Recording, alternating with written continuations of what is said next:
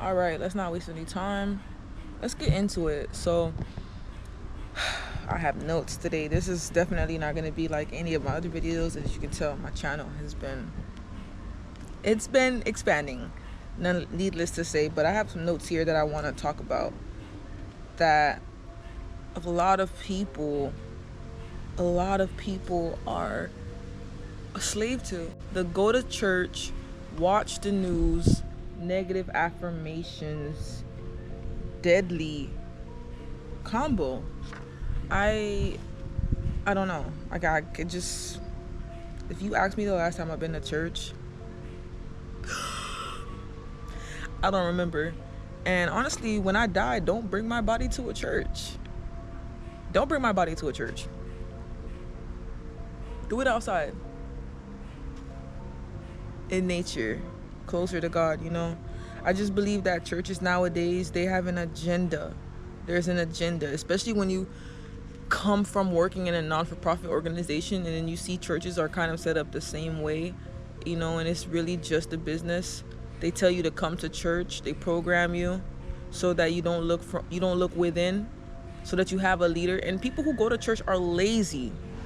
People who go to church are lazy, especially people who go to church and don't go to the gym. Lazy and the most judgmental and very quick to just prescribe Jesus as a remedy. Well, those people right there, I could never listen to them because one, it just shows so much lack of structure, lack of discipline, lack of faith, just lack of order, you know? Because you would know that your body is your temple. You need to take care of it. You need to be healthy. You would know you need to be conscious of that. You would know that Christ is within.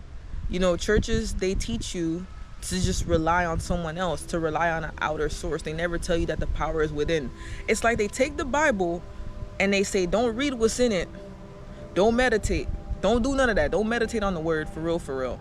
Listen to my perspective and my views. And that's what I feel like a lot of church people do. And it's very sad because you have the answer right in front of you, but you're relying on someone else. There's nobody coming in. There's like, recently the rapture came.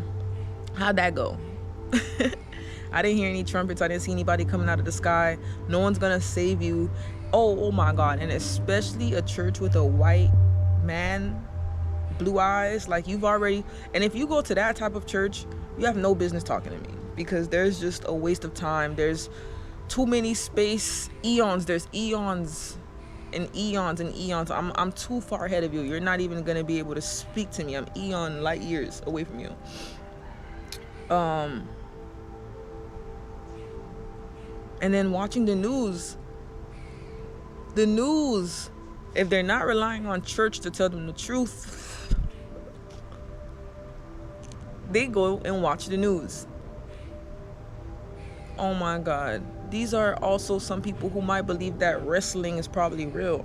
Like the WWE, they probably believe, they don't even know that that's acting type of stuff. And it's just like, when you get into conflict with these people, you just have to realize that you don't stoop down to their level. They can only meet you at the level that they are at. They watch the news and they just take in all this negative energy, all this programming, fear. So of course you got to go to church to pray away the fear that the news is telling you, because you don't want to take time to actually sit down and sit still. And it's crazy how some people interpret the Bible to think that yoga is bad. Oh my God. Did you guys see that Pop the Balloon episode? Yes, I indulge sometimes. Okay. I indulge sometimes. Sometimes I need some chatter. I need some ignorance.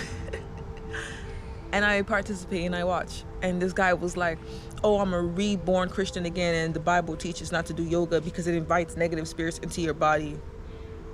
Dude, so you're telling me not to? So what about people who stretch and breathe at the same time? Because isn't that what yoga really is? Stretching and breathing? That's what meditation is. And from my understanding, a lot of these religions, they're trying to tell people that it's bad to meditate. It's bad to seek within. That you cannot be God. You cannot take control of your situation. Somebody has to take control of it for you. I'm here to tell you that is not true. We were made in His image. We have Christ consciousness. We are creators. The power is within. Whatever's in your refrigerator, baby, that's what you cooking with. And my Mr. Toussaint boy, shout out to him. My friend, we had a conversation and he just said those words and it was just like perfect synchronicity, you know? Church is not gonna fix nothing. Why do I have to go to a building, go out of my way to go to a building, dress appropriate to how they think? I gotta wear a costume. I gotta wear what they think is appropriate to worship the God that we all serve. What the hell does that sound like? Especially like these Caribbean churches. God, you can't wear pants. Nah, you got me fucked up. So on purpose, sometimes I will go in. Well, in the past when I did go, I would go wearing jeans with holes in them, rips. God says, come as you are.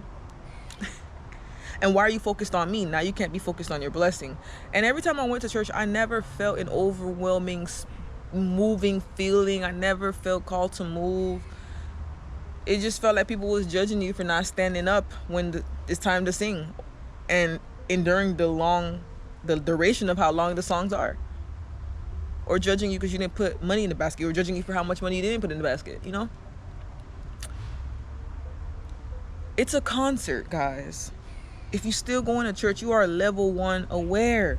Like, come on, like, nothing against God. We are all serving the same God. I'm praying to the God that Jesus prayed to.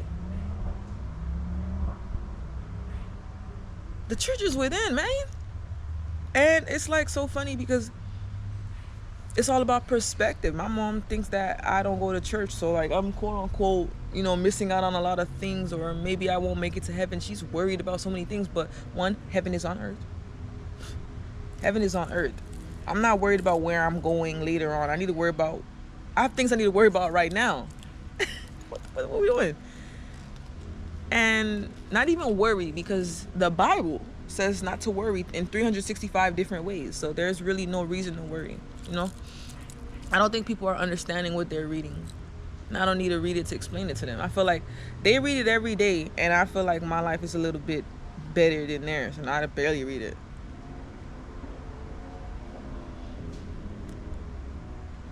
This does not mean I don't believe in God. This does not mean I don't believe in Jesus. I just don't believe in it the way that they're trying to teach me, because haven't you realized that everything in this world is backwards? Everything that they say is good is actually bad, and everything that they say is bad is actually good. Wake up. Wake up. No one's gonna save you. What else do I have here on the notes?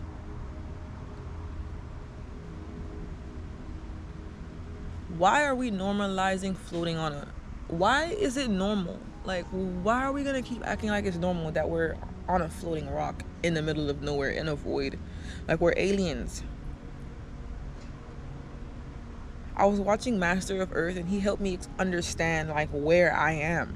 Like, have you ever took a moment to ask yourself, where am I?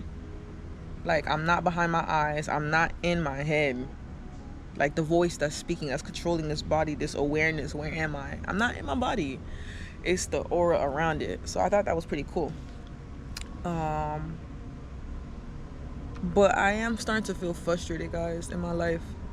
A healthy frustration. I actually feel closer to the word rejuvenated. Like, there's a satisfaction that comes with this frustration, or a sense of safety that comes with this frustration, a sense of like no need to worry that comes from this frustration that was born from surrendering was born from my frustration. But I feel like something good is coming ever since I let God take control. I let go. Outside of my circumstances being quote unquote frustrated in that, right, in the reality world, and learning to release that, I'm frustrated in the connections that I'm trying to build. It feels like I'm a light in a world of zombies, like, you know. But this is a fake world. It's like everybody's a freaking NPC. Everybody's an NPC. Everybody's controlled by lust. Goals that lead to nowhere, you know. And I'm a simple person, and I feel like sometimes I'm misunderstood. And I'm not trying to be understood too. There's a comfort in that. Maybe it's protection, you know. What else do I have here? So I came to a epiphany that I'm also frustrated with people because, or I have a short attention span with people because I've been here before. On Earth's papers, or the Western papers, I'm 26. But my soul has been here before. This awareness has been here before. That's why I have small tolerance for short. I just hate small talk.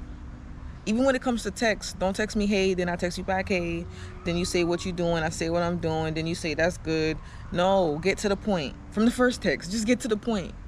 Just get to the point. We don't need to do all this faking stuff. Get to the point. From the beginning of the conversation, from the moment you meet me, get to the point. I like getting to the point. I'm gonna get to the point type of girl. And I understand there's an experience you're supposed to take in, but I just like to cut out all the bullshit. Like, it's frustrating to me when I meet people and they're fake or they lie to me, and it's like, I'm the last person you need to do that to.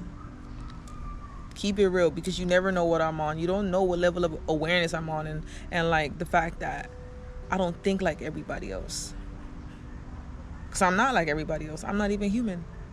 I'm super human. I'm tired of people's manipulation tactics when it comes to building relationships that are supposed to be genuine. I like to lean in and be vulnerable. I don't really have time for the games. I don't have time for that, man. That Kevin Gates song is real. I don't got time for that. I don't have time for that. I don't have time for that. Why do you realize that we are not this human experience? Because consciousness has its own journey, okay? But this human experience is not forever. So why are you here to waste my time? And why are you wasting your time? When do you really want to experience wouldn't you enjoy experiencing the fullness of life, the magic of life? That does come with surrendering and being vulnerable and being open. And I might hurt you, but be open to that. You might hurt me. I'm open to that. But I'm also open to growing from that and getting stronger from that, you know? Just a little bit of food for thought. And this is not confined to the context of romantic relationship. This is also in genuine friendship. So with that being said, guys, I don't think I have anything else to say. I don't want to waste your time. You guys have a good one and stay dangerous. Till then, talk to you later. Bye. And one more thing I wanted to hit on before I go inside that I thought about. One of the best core virtues that I've had in relationships was truth. Truth makes you feel. It makes you feel. It makes you feel. It makes you feel good. Or it sparks something good. You know? I had this one boyfriend. We could tell each other anything. No matter how hard it is, or how hard it was. And I think that was used not it was used all the way, sometimes as a weapon. But in a healthy sense, that is something I really appreciate, and that's something I still look for in anything, in anyone I come across. We gotta be able to tell each other the truth, not as a weapon, because in that container and when me and him was doing it, that wasn't too good. But there was a degree to it, you know. Telling the truth feels good, even when it's hard, because when it's hard, I get to test myself and question myself. Why am I afraid to tell the truth? So now there's a room for growth. And there's also room for growth in our dynamic. Are you now willing to accept me after the truth? And what is it within you that is... See, the truth just creates growth. I don't want to be around anybody that won't let me grow. I want to be able to be true. All right, now that's it. Bye. Oh my goodness. Okay, wait. So I turned my camera off, and then I just remembered I had some more stuff to say because I just got inspired, right? Back onto the church folk. Not only are they judgmental, but they're also afraid to receive judgment. It's like a mirror, right? They're only able to dish out as much as they will to receive. And their capacity to me just baffles me because we are on earth. We only have one chance. Even though I've been here before, I'm just speaking as far as, I guess, in this body, this reality.